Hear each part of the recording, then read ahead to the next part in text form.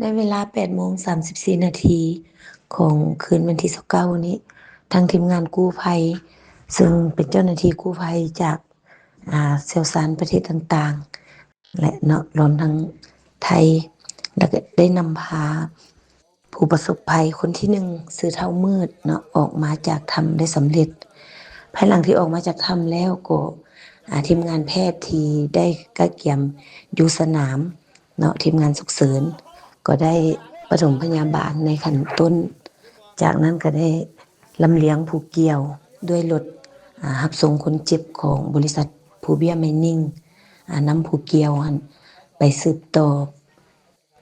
ปฐมพยาบาลเนาะพักฟื้นอยู่ที่ห้องหมอเมืองหนองแจ้งและปัจจุบันนี้ผู้เกี่ยวก็ถือว่ามีอาการดีขึ้นนะสำหรับมื้อนี้เนาะแผนการของมื้อวันที่30นี้